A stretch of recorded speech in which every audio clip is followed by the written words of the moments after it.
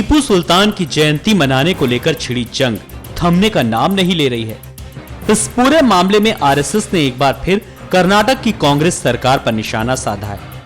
संघ ने पत्रिका पांचजन्य में टीपू सुल्तान को दक्षिण भारत का औरंगजेब करार दिया है। यही नहीं, पत्रिका में लिखे एक लेख में सीएम सिद्धारमैया को कर्नाटक का लालू यादव बताया गया है। लेख में कहा गया है कि टीपू सुल्तान ने ब्राह्मणों को फांसी पर लटकाया था। लेख के आगे लिखा है कि टीपू ने 700 सेलकोट अंगार ब्राह्मणों को फांसी पर लटकाया था। क्या कर्नाटक सरकार इस हत्याकांड की सालगिरह मना रही थी? टीपू की जयंती का विरोध केवल हिंदू ही नहीं, ईसाई भी कर रहे हैं।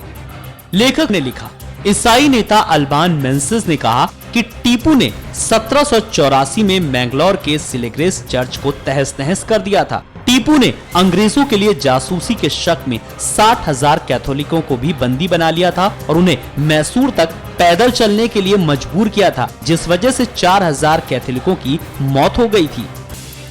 इस लेख में कहा गया है, वो दक्षिण का औरंगजेब था। उसने हिंदू और ईसाइयों आदि गैर मुस्लिमों पर बेहद जुल्म ढाए, लाखों लोगों का जबरदस्त कन्वर्जन किया, हजारों मंदिर तोड़े, उसने बच्चों को भी नहीं बख्शा।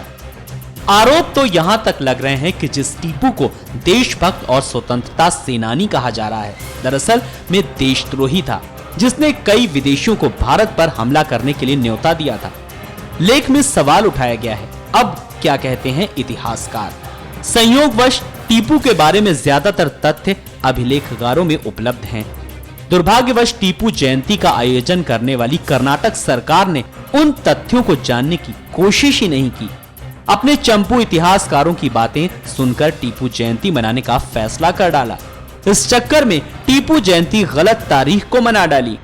टीपू का जन्मदिन 20 नवंबर को पड़ता है, लेकिन सरकार ने टीपू की जयंती 10 नवंबर को छोटी दिवाली के दिन मनाने का फैसला किया। For more videos, subscribe, follow and like.